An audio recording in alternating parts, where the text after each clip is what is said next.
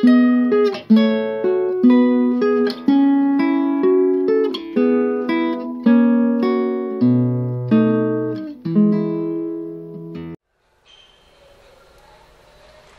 todos, um excelente momento de reflexão sobre a doutrina dos espíritos, que hoje a gente vai dialogar sobre a casa mental, baseado no livro Mundo Maior, pelo espírito de André Luiz, psicografia de Chico Xavier, no ano de 1947.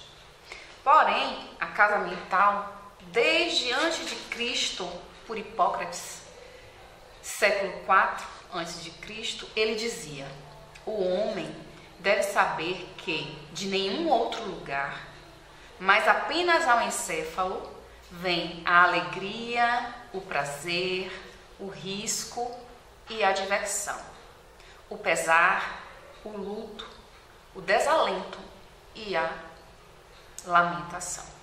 E por isso, de uma maneira especial, nós adquirimos sabedoria e conhecimento, e enxergamos, e ouvimos, e sabemos o que é justo e injusto, o que é bom e o que é ruim, o que é doce e o que é insípido.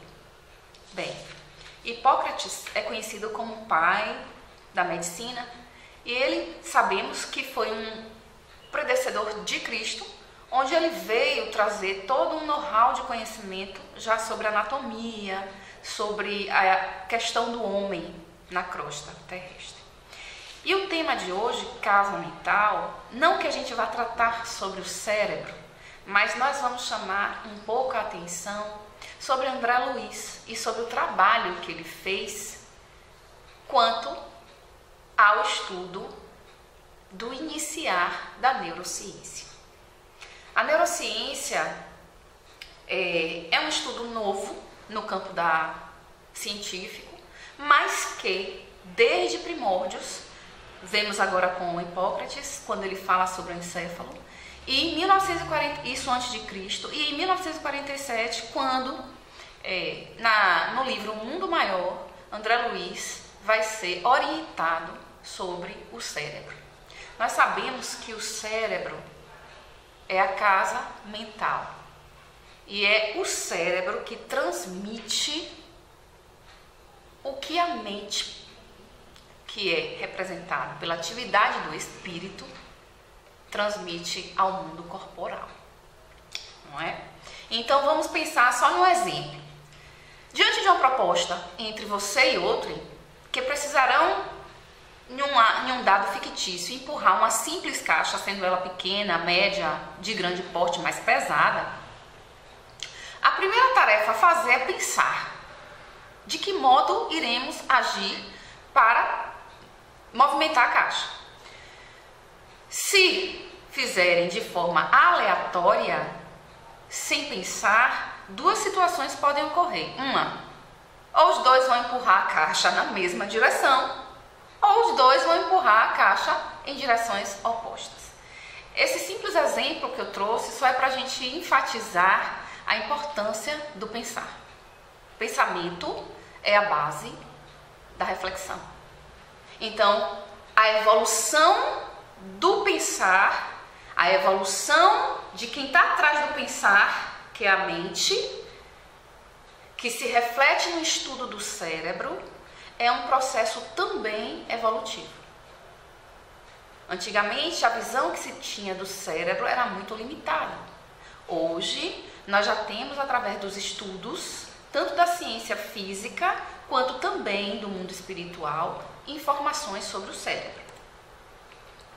O pensamento é vida ou morte? É lá que estão as causas dos males que nos alcançam, ou no campo emocional, ou no campo fisiológico, ou no campo psicológico. No campo emocional, quando a gente não consegue gerenciar nossas emoções no enfrentamento das atividades ou dos sofrimentos, ou da convivência com o outro. No campo fisiológico, os diagnósticos estão aí, não é? Sabemos, cientificamente, a medicina hoje, com o processo evolutivo, já está consciente de que o pensar e o sentir interferem no corpo físico. E no campo psicológico, quando a forma da gente perceber as coisas, a forma como a gente processa as informações, podem gerar transtornos. E a gente pode desenvolver várias questões, problemas psiquiátricos, né? Que às vezes é necessário tomar medicação, fazer terapia. Então, estudar o cérebro não é algo fácil. E por isso que a espiritualidade maior nos permitiu, com o livro Mundo Maior, trazer o capítulo Casa Mental. No capítulo, a gente vai entender que a casa mental é vibração. Emite vibração, ondas, constantemente. E que alimentam tanto as redes humanas quanto as redes espirituais. Porque o espírito se comunica pelo pensar. As ondas elétricas do pensar. O espírito não fala, não ouvimos voz. Para falarmos, precisamos de estar em um corpo ligado a um corpo físico. Então, a mente vai ser estudada e ser entendida e esclarecida como um espaço dividido em 3 andares. Então, a gente tem que compreender, através dessa interpretação espiritualista, de que a casa mental, ela tem camadas. A primeira, subconsciente, ou seja, parte baixa, onde vão estar lá os instintos, as memórias do passado que nós trazemos. Consciente, que é o aqui e agora, eu estou aqui agora, fazendo um movimento de estudar a doutrina dos espíritos. É o esforço, é a vontade própria, é a capacidade que eu tenho de fazer valer a minha vida, de ser encarnado. E o superconsciente são as ideias e metas superiores do futuro. Nesse superconsciente, a gente recebe muita informação de nosso anjo da guarda, dos espíritos protetores, de quem ajudou-nos nesse processo reencarnatório, nossos familiares. Do subconsciente, a gente vai emanar lá vibrações negativas, instintivas, maliciosas.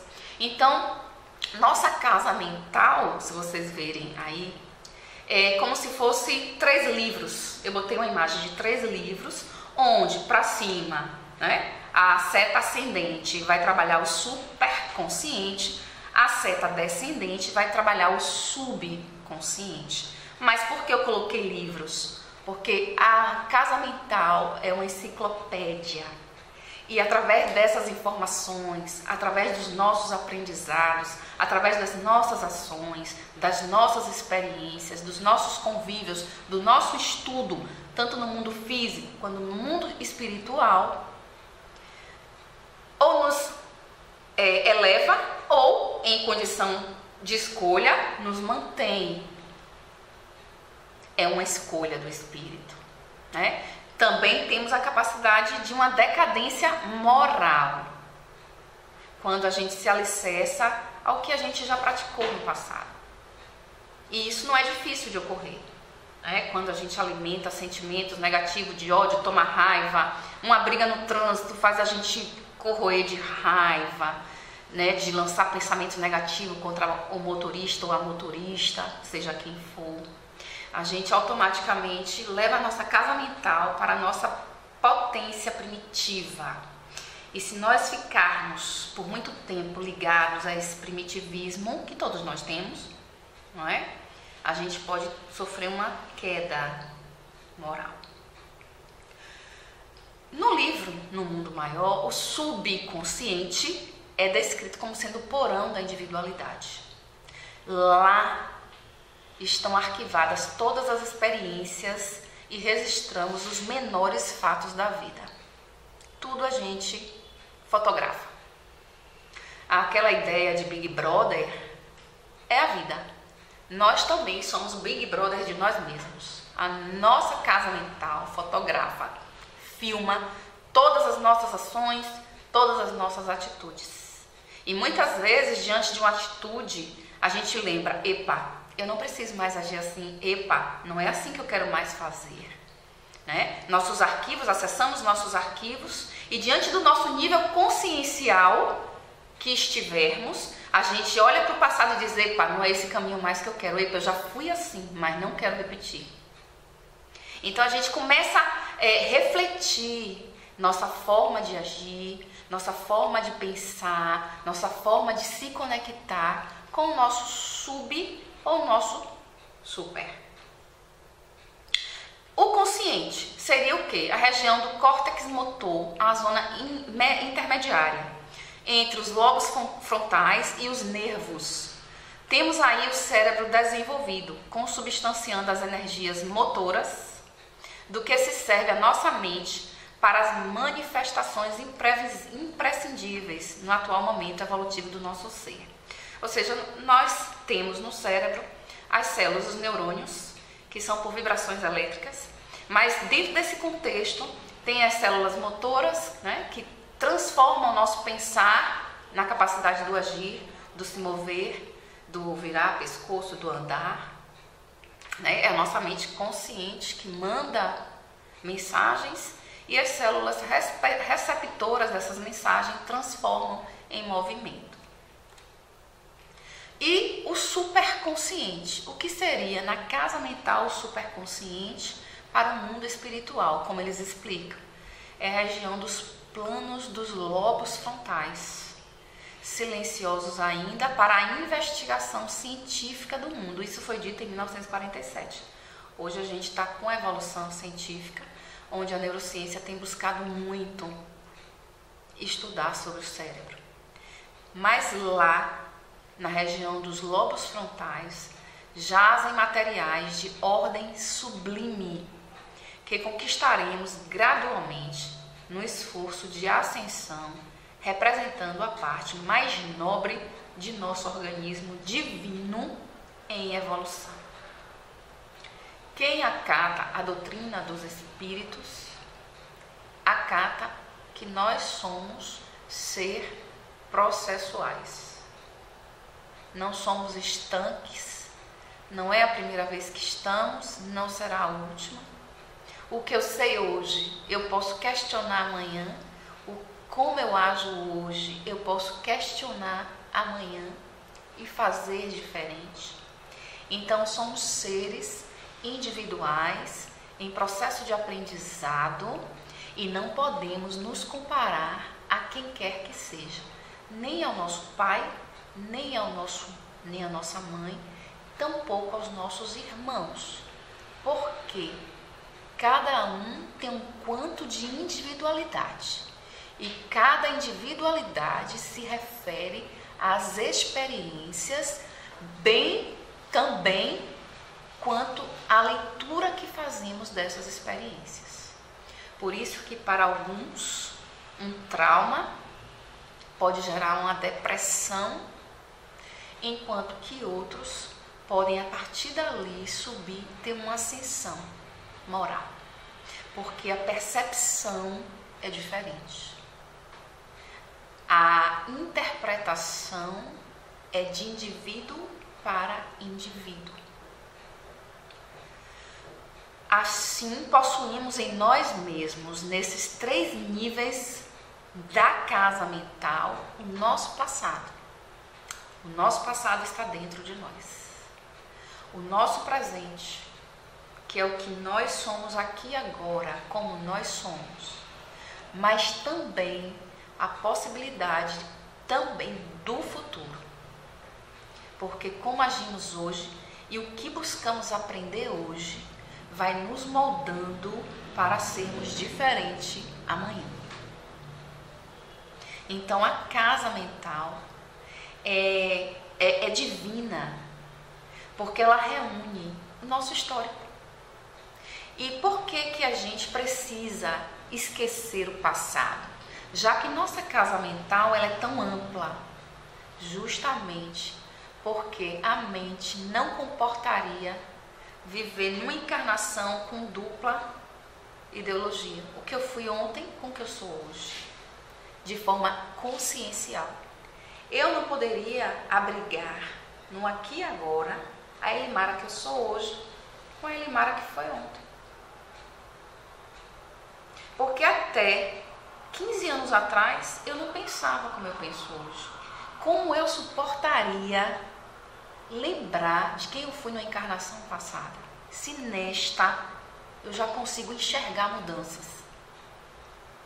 Então, o esquecimento do passado, na casa mental, que fica lá no subconsciente, é um antídoto para que não tenhamos um assédio, uma crise de loucura, uma dissociação ou uma queda, por não identificarmos no passado nossa pessoa.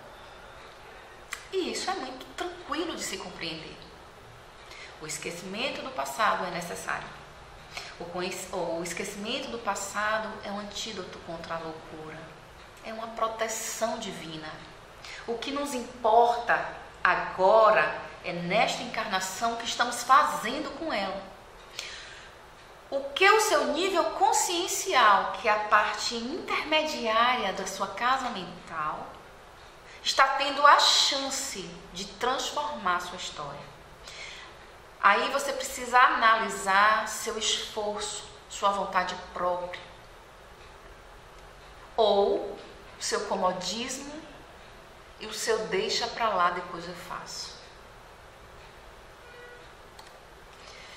Quando alimentamos na casa mental pensamentos de desesperança, tormento, desespero, aflição, vingança, ódio, cobiça, inveja, orgulho, maledicência, tristezas, negatividades, o que pode ocorrer? Espiritualmente rolamos para o terceiro andar. Lembra? André Luiz, com o aprendizado lá no mundo espiritual, ele divide a casa mental em 3 andares: super, consciência e sub. Então é como se a gente rolasse para o terceiro andar quando declinamos o nosso pensar, quando a gente direciona nosso olhar para o lado negativo da vida.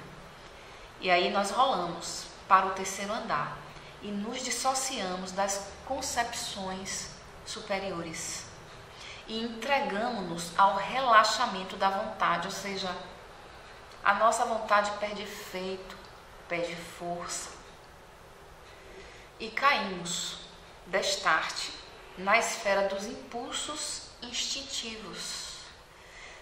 Tem alguns casos, muitas pessoas que caem no aspecto do consumismo, no aspecto do alimentar-se compulsivamente, do comprar compulsivamente. Fica preso a uma energia negativa e fica num ciclo. Não consegue sair do ciclo. E as ideias repetitivas e o modelo de viver repetitivo.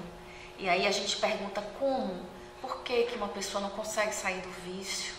Por que o alcoolismo é tão difícil sair? Por que o tabagismo? E aí a gente encontra outra referência. É preciso força de vontade. O que é a força de vontade? É o nosso lado consciencial. É a gente trazer a nossa consciência e avaliar a nossa atitude. É como se a gente saísse e nos olhássemos como se fôssemos uma figura. E aí a gente tem que observar como é que a gente está fazendo, de que forma a gente está agindo conosco mesmos. E avaliar de forma objetiva, sem pieguismos. Ah, por causa da minha mãe eu sou assim. Ah, porque meu pai agiu assado, eu ajo também assado. Vamos parar para refletir, porque o agir do outro é do campo da individualidade do outro. O outro também tem uma casa mental. E uma casa mental, ela é complexa. Não é que o outro tenha algo, não necessariamente tenha algo contra mim, mas ele tem uma condição que ele só consegue enxergar de tal forma e acaba me enquadrando no formato que ele traz. Então é preciso psicologicamente a gente entender que o outro não pode ser mais justificativa para que nós permaneçamos decaídos. Nosso esforço, nossa vontade, nossa proposta de dizer: não vou ficar mais neste lugar. Preciso mexer, preciso me movimentar. E aí, por isso, a gente recebe um corpo de carne. Porque enquanto a gente está como espírito, embora estudemos, embora frequentemos grupos e conseguimos avançar no nível consciencial, é o corpo físico que filtra as nossas degenerescências da casa mental. O nosso perispírito, ele grava, ele evolui. Então a gente traz e vai limpando esse perispírito através das reencarnações. É no corpo que eu filtro muitos excessos. E aí a gente vai entender porque pessoas tão novas desenvolvem doenças degenerativas, não necessariamente desenvolvidas em vidas passadas, muitas vezes atitudes, ações, forma de pensar do agora. Eu alimento vibracionalmente energias, me conecto a uma rede, meu perispírito filtra, concretiza no campo energético, e o corpo é quem filtra. Na verdade, o corpo fluídico, que é o perispírito, ele somatiza e filtra no corpo material. E esse corpo material adoece por cada necessidade que o perispírito tem de passo a passo se tornar mais etéreo, mais leve, mais fluídico, mais suave. E aí nós somos chamados a uma reencarnação, porque nossa casa mental está lá cheia de remorso, está lá cheia de presunção, está lá cheia de revolta. E nesse processo pedimos a Deus a misericórdia de um novo porvir, uma nova história, muitas vezes como uma ajuda para barrar um pouco nosso subconsciente que traz nossas atrocidades do passado, porque uma reencarnação, por incrível que pareça, é uma proteção também, porque fecha nossos canais mais abertos, deixa gretinhas para que a gente não fique acessando os erros do passado e o tempo todo nos difamando, nos culpando, criando remorso, porque isso não leva a gente a lugar algum. Eu errei, não tinha consciência do meu erro, meu ego superava, eu não enxergava o outro, eu não tinha compaixão do outro, por isso eu agia contra o outro.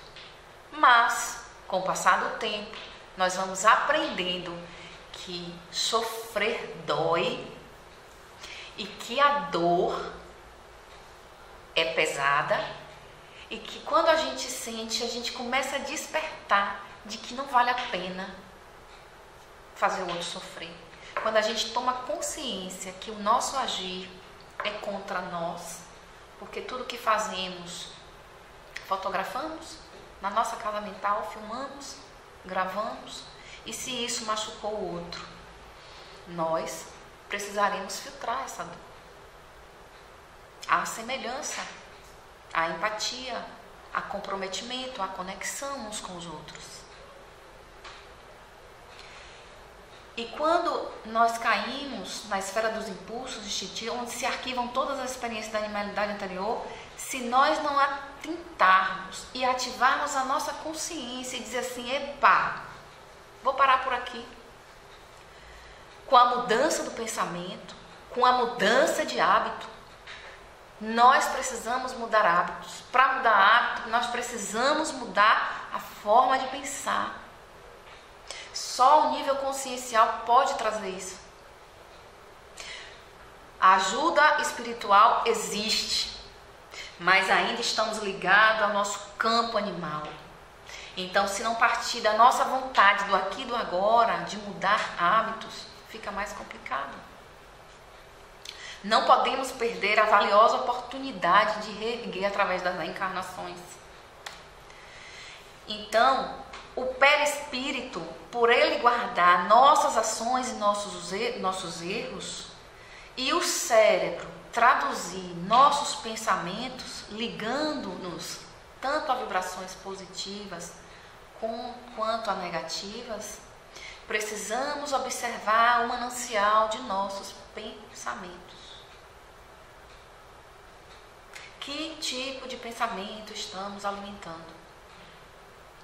E aí eu botei uma figurazinha de um veículo girando no sentido de ir para frente, sempre. E aí eu botei 2 setas, mente, força motriz. Quem move, a gente pode fazer uma analogia, quem move o veículo é o combustível. Quem move o ser, a mente, o espírito.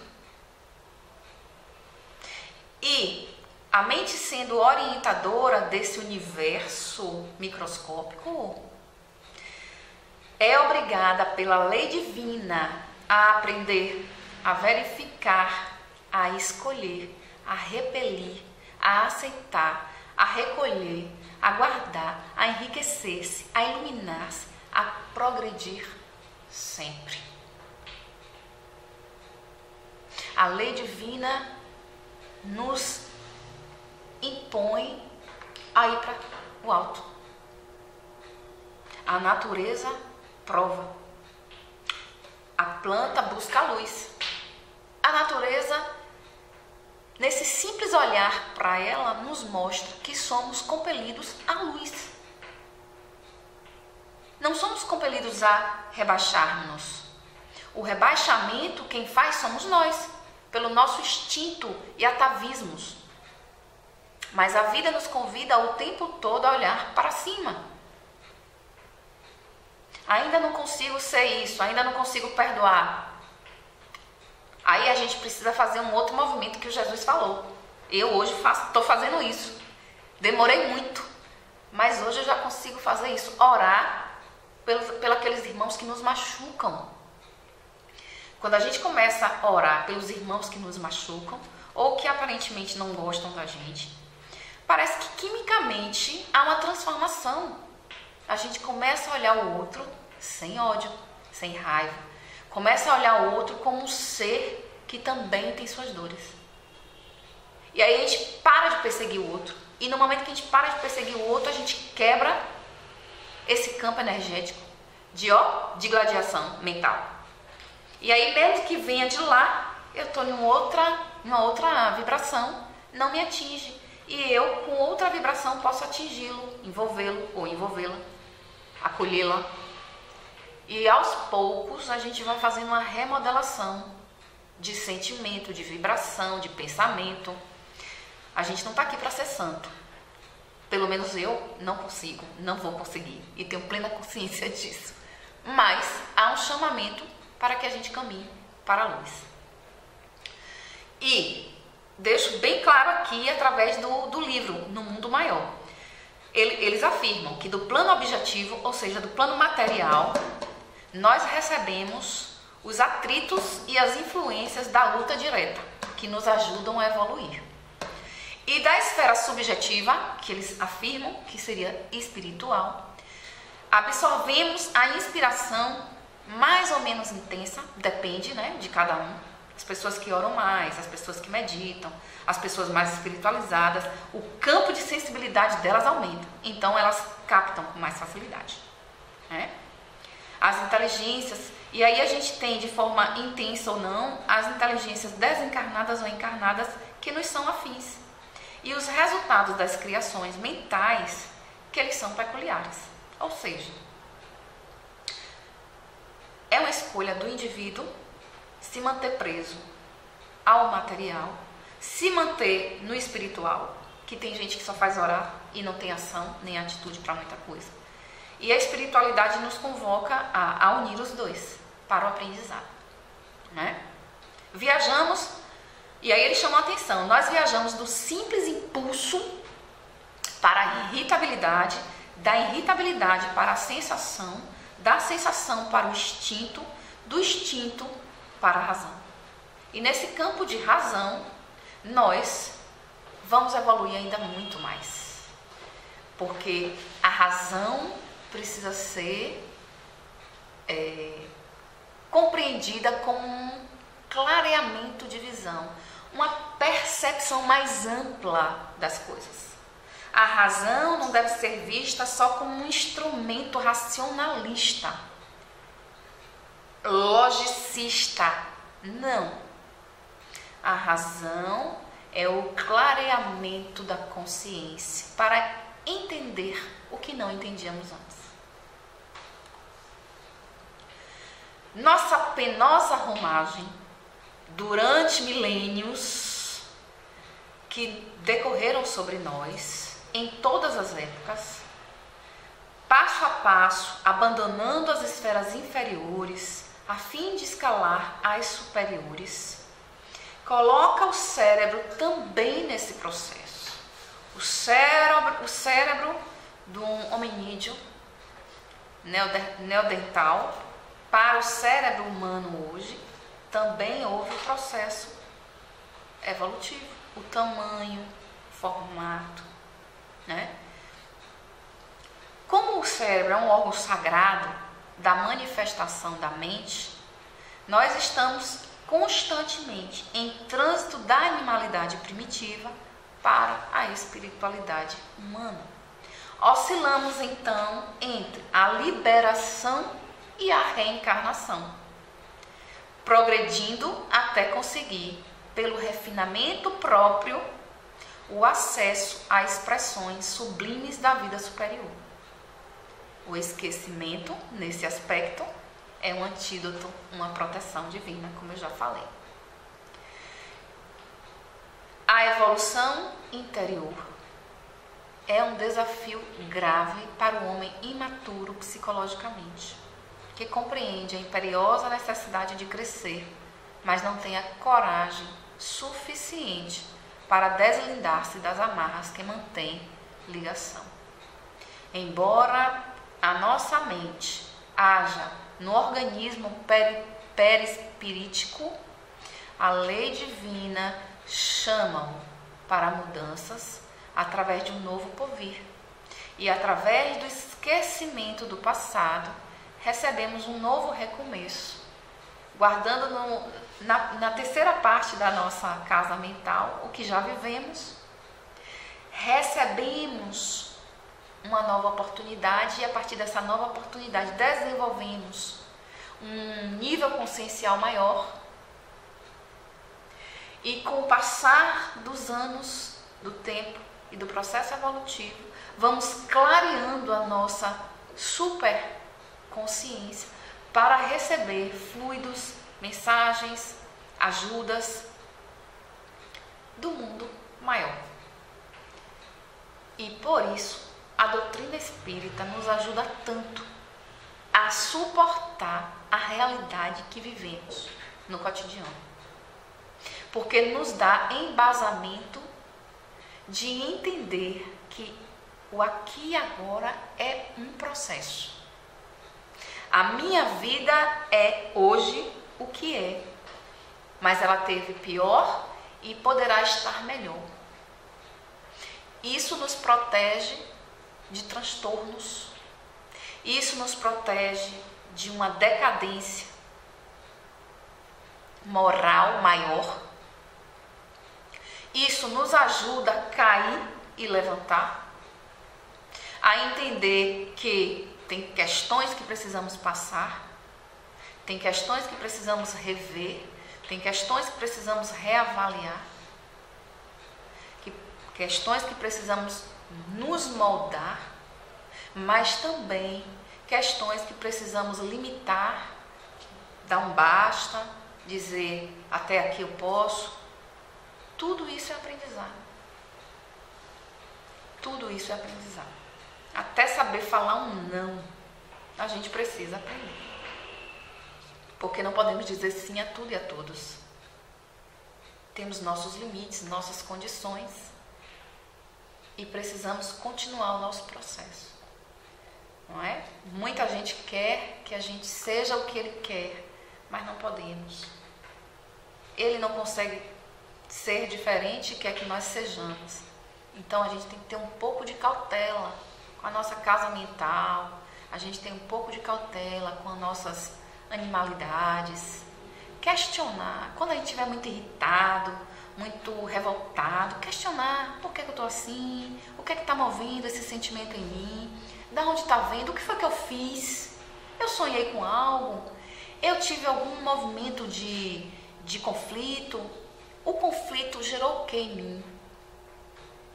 Em vez de focar na pessoa, focar no problema, para a gente parar de emitir vibrações da casa mental contra os outros. Nós precisamos mudar realmente nosso jeito de viver dentro da casa mental. E o nosso lado consciencial, embora seja limitado, já temos condição de pelo menos questionarmos a nós mesmos, porque não estamos aqui para questionar a vida alheia. Nós estamos aqui para refletir sobre a nossa vida e, dentro do que for possível, melhorá-la, para chegarmos do outro lado em situação melhor do que quando chegamos aqui, já que nós temos consciência de que o trabalho edifica e que a evolução não necessariamente seja passar por dores. A dor faz parte do processo, mas não é você sofrendo que você vai evoluir, porque você pode estar num sofrimento revoltado, angustiado, questionando Deus, brigando com Deus. Não adianta estar sofrendo assim. Não vai te levar a lugar nenhum, não vai me levar a lugar nenhum, porque a fala é para mim. Quem fala, antes de tudo, precisa ouvir. Então, o diálogo sobre a casa mental é um diálogo que me ajudou muito, porque eu tenho buscado a refletir sobre o meu comportamento. O comportamento do outro eu estou deixando para que o outro reflita. E eu convido a você que também faça isso. Reflita sobre o seu modo de pensar, sobre o seu modo de agir. Lembrando que estamos aqui de passagem, não somos o que representamos socialmente. O papel que nós representamos na sociedade não nos representam, porque ao sair do planeta, deixaremos ele aqui na Terra. Jaz fulano de tal, jaz médico, jaz psicólogo, jaz professora, jaz qualquer coisa, servidor público, dono de empresa, vai ficar aqui. Mas como nossa casa mental é eterna, somos eternos, tudo o que fizemos através do papel, aí sim nós levaremos. E precisamos levar uma casa mental mais leve, com menos ruídos, com menos peso, com menos remorso. Pelo menos vamos tentar fazer isso. E eu desejo para todos da casa, Associação Espírita Jesus de Nazaré e a todos que queiram assistir, uma excelente noite. Que Deus esteja conosco e que Ele nos ampare e que os amigos espirituais possam nos ajudar através da nossa consciência, orientação. Conversemos com o nosso anjo da guarda antes de dormir, peçamos a Ele orientação diante da vida, que Ele nos alerte, que Ele nos oriente a dizer, olha, reflita, repense, peça desculpa, faça um novo recomeço, haja diferente. Vamos pedir auxílio para que a gente possa vencer essa animalidade que ainda está em nós, porque nosso passado nos pertence e somos herdeiros dele. Que Jesus nos ampare, que Jesus nos dê força, coragem e força de vontade. Que assim seja. Muita paz.